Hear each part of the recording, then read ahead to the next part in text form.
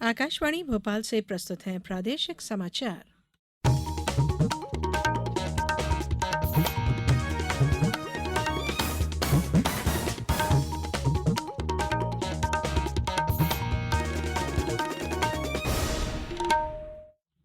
नमस्कार, समाचारों के साथ मैं धारणा सचदेव। सबसे पहले इस बुलेटिन के मुख्य समाचार। राज्य मंत्रिमंडल ने मुख्यमंत्री मेधावी विद्यार्थी योजना में आय सीमा बढ़ाने सहित कई महत्वपूर्ण फैसलों को दी मंजूरी। रीवा में संस्कृत भाषा के अध्ययन, अध्यापन और शोध केंद्र की स्थापना की जाएगी। मुख्यमंत्री शिवराज सिंह चौहान ने की घोषणा। राज्य के पेंशनरों को 6वें और 7वें वेतनमान में महंगाई राहत की स्वीकृति दी गई। और शहडोल जिले में राष्ट्रीय ग्रामीण आजीविका मिशन द्वारा तैयार की जा रही है सामुदायिक पोषण वाटिका। अब समाचार विस्तार से। राज्य मंत्रिमंडल की आज हुई बैठक में कई महत्वपूर्ण फैसलों को मंजूरी दी गई। मुख्यमंत्री शिवराज सिंह चौहान की अध्यक्षता में हुई इस बैठक में मंत्रिपरिषद द्वारा प्रधानमंत्री उज्ज्वला योजना की कनेक्शनधारी बहनों को 4 जुलाई 2023 से 31 अगस्त 2023 तक की अवधि प्राप्त की गई गैस रिफिल 450 रुपए में उपलब्ध कराने का निर्णय लिया गया। लगभग 40 लाख गैस रिफिल प्राप्त करने वाली बहनों के आधार लिंक बैंक खाते में प्रति रिफिल लगभग 500 रुपए की मान से राशि का भुगतान किया जाएगा। मंत्रिपरिषद द्वारा प्रदेश के नगरीय निकायों की सड़कों के उन्नयन और निर्माण के लिए 1200 करोड़ रुपए की कायाकल्प योजना की स्वीकृति प्रदान की गई। नगरीय क्षेत्रों में नागरिकों के सुलभ आवागमन हेतु अच्छी, मजबूत और आरामदेह सड़कों को नेटवर्क उपलब्ध कराने के उद्देश्य से यह निर्णय लिया गया है। कैबिनेट ने मुख्यमंत्री मेधावी विद्यार्थी योजना अंतर्गत विद्यार्थी के पिता या पालक की वार्षिक आय सीमा 6 लाख रुपए से बढ़ाकर 8 लाख रुपए करने की स्वीकृति प्रदान की। मंत्रिपरिषद द्वारा खेलो इंडिया यूथ गेम्स की तर्ज पर खेलो एमपी यूथ गेम्स को प्रदेश में प्रतिवर्ष आयोजित करने और आयोजन व्यय 200 करोड़ रुपए की सहमति प्रदान की गई। वहीं आशा और शहरी आशा कार्यकर्ताओं को उनके द्वारा संपादित की जाने वाली रूटीन गतिविधियों की प्रोत्साहन राशि प्रतिमाह 2000 से बढ़ाकर प्रतिमाह 6,000 रुपए करने का निर्णय लिया गया। इसके साथ आशा पर्यवेक्षकों को दी जाने वाली दैनिक प्रोत्साहन राशि बढ़ाकर 500 रुपए प्रतिदिन अधिकतम 15,000 रुपए प्रतिमाह की गई। मंत्रिपरिषद ने भोपाल शहर के पश्चिम दक्षिण हिस्से में लगभग 40 किलोमीटर लंबे पश्चिम भोपाल बाईपास का निर्माण 2,981 करोड़ 65 लाख रुपए लागत से हाइब्रिड इन्यूटी मॉडल पर किए जाने का निर्णय लिया। इसके साथ ही मंत्रिपरिषद द्वारा कई और निर्णय भी लिए गए। संसद का विशेष सत्र 18 से 22 सितंबर तक आयोजित होगा। सत्र के दौरान 5 बैठकें होंगी। संसदीय कार्य मंत्री प्रहलाद जोशी ने सोशल मीडिया पर आज इसकी जानकारी दी। उन्होंने कहा कि अमृतकाल के दौरान सरकार संसद में सार्थक बहस और चर्चा करना चाहती है। आज विश्व संस्कृत दिवस है। प्रधानमंत्री नरेंद्र मोदी ने सोशल मीडिया पोस्टर में कहा कि भारत का संस्कृत के साथ विशेष रिश्ता है। श्री मोदी ने लोगों से अपील की कि वे इस महान भाषा का सम्मान करें और संस्कृत में कम से कम एक वाक्य अवश्य साझा करें। विश्व संस्कृत दिवस इस भाषा के प्रति जागरूकता पैदा करने के लिए मनाया जाता है। इसमें प्राचीन विद्वानों और ऋषियों ने धर्म और दर्शन संबंधी अनेक सम्मानित ग्रंथ लिखे। वहीं इस अवसर पर मुख्यमंत्री शिवराज सिंह चौहान ने कहा है कि संस्कृत भाषा के अध्ययन, अध्यापन और शोध को समर्पित केंद्र की स्थापना रीवा में की जाएगी। उन्होंने कहा कि अष्टाध्यायी ग्रंथ के रचयिता और संस्कृत के व्याकरण विज्ञानी महर्षि पाणिनि के नाम पर भविष्य में इस केंद्र का विस्तार किया जाएगा। ये समाचार आप आकाशवाणी भोपाल से सुन रहे हैं। हमारे समाचारों को अब आप कभी भी और कहीं भी अपनी सुविधा के अनुसार सुन सकते हैं। ये समाचार बुलेटिन यूट्यूब, ट्विटर और फेसबुक पर AIR न्यूज भोपाल पेज पर सुने जा सकते हैं। इसके अलावा आप हमारी वेबसाइट newsonair.com पर या AIR न्यूज ऐप पर भी समाचार सुन सकते हैं। समाचारों में एक बार फिर आप सभी का स्वागत है।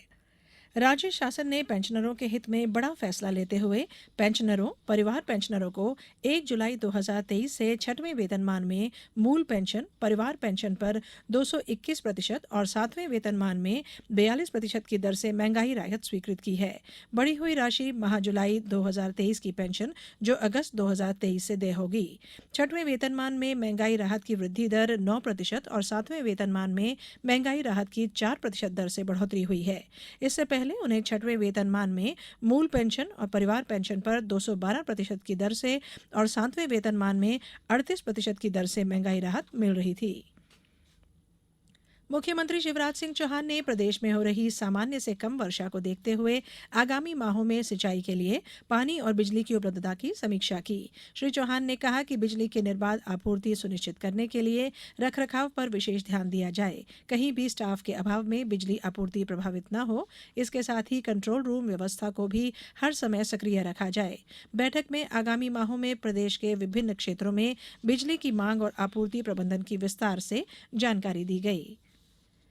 शहडोल जिले में राष्ट्रीय ग्रामीण आजीविका मिशन सामुदायिक पोषण वाटिका तैयार की जा रही है। कृषि विभाग, उद्यानिकी विभाग और मनरेगा के सहयोग से इन वाटिकाओं को तैयार किया जाएगा।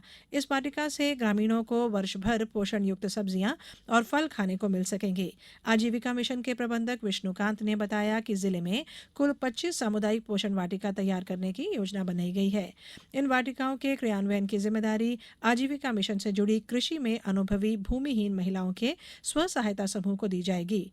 परियोजना का क्रियान्वयन और रखरखाव की समय सीमा 5 वर्ष की होगी। वाटिका तैयार होने के बाद ग्राम पंचायत इसे स्व सहायता समूह को सौंप देगा। समूह यहां से निकलने वाले फल और सब्जियों को बाजार में बेच सकेंगे। लाभांश का 20% समूह के खाते में और 80% लाभ समूह की महिलाओं में बांटा जाएगा। बुलेटिन में अब कुछ समाचार संक्षेप में। केंद्रीय कृषि मंत्री नरेंद्र सिंह तोमर ने मुरैना जिले में भाजपा कार्यकर्ताओं की बैठक ली। शिवपुरी और अशोकनगर जिलों में भी आज बुजरिया पर्व परंपरागत हर्षोल्लास के साथ मनाया जा रहा है।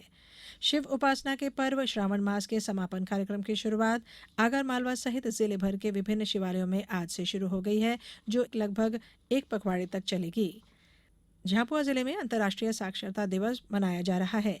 नर्मदापुरम जिले में मतदान के प्रति जागरूक करने लगातार अनेक आयोजन और गतिविधियां की जा रही हैं। इसके तहत जिले की इटारसी में विधानसभा चुनाव में महिलाओं का मतदान प्रतिशत बढ़ाने के लिए वार्डों में रैली निकाली गई। छिंदवाड़ा जिले में मुख्यमंत्री चरण पादुका योजना के अंतर्गत पूर्व वन मंडल के छिंदवाड़ा परिक्षेत्र में तेंदुपत्ता संग्राहकों को जूते, चप्पल, साड़ी और पानी की बोतल का वितरण किया गया। शिवपुरी जिले की कोलारस से विधायक वीरेंद्र रघुवंशी ने भाजपा से इस्तीफा दे दिया है। भोपाल के शहीद भवन में आगामी 8 से 10 सितंबर तक रंग संस्कृति नाट्य समारोह का आयोजन किया जाएगा। इसके अंतर्गत महाभारत की घटनाओं पर केंद्रित नाटकों का मंचन होगा। ग्रामीण स्वरोजगार प्रशिक्षण संस्थान नीमच द्वारा 15 सितंबर 2023 से डेयरी फार्मिंग और वर्मी कंपोस्ट मेकिंग प्रशिक्षण का निःशुल्क प्रशिक्षण कार्यक्रम प्रारंभ किया जा रहा है। गुना जिले के चांचौड़ा में आज स्वीप प्लान के अंतर्गत लोकतंत्र में मतदाताओं का महत्व विषय पर भाषण प्रतियोगिता का आयोजन किया गया और बैतूल जिला मुख्यालय पर 1 से 5 सितंबर तक के बीच राज्य स्तरीय शालेय ताइक्वांडो प्रतियोगिता आयोजित की जाएगी। यह प्रतियोगिता 14, 17 और 19 वर्ष के बालक बालिकाओं के लिए आयोजित होगी, जिसमें जबलपुर, ग्वालियर, भोपाल, नर्मदापुरम, उज्जैन, रीवा, शहडोल, सागर, इंदौर संभागों की टीमें भाग लेंगी। अंत में बुलेटिन के मुख्य समाचार एक बार फिर। राज्य मंत्रिमंडल ने मुख्यमंत्री मेधावी विद्यार्थी योजना में आय सीमा बढ़ाने सहित कई महत्वपूर्ण फैसलों को दी मंजूरी। रीवा में संस्कृत भाषा के अध्ययन, अध्यापन और शोध केंद्र की स्थापना की जाएगी। मुख्यमंत्री शिवराज सिंह चौहान ने की घोषणा। राज्य के पेंशनरों को 6वें और 7वें वेतनमान में महंगाई राहत की स्वीकृति दी गई और शहडोल जिले में राष्ट्रीय ग्रामीण आजीविका मिशन द्वारा तैयार की जा रही है सामुदायिक पोषण वाटिका। इस बुलेटिन में फिलहाल इतना ही। दीजिए इजाजत। नमस्कार।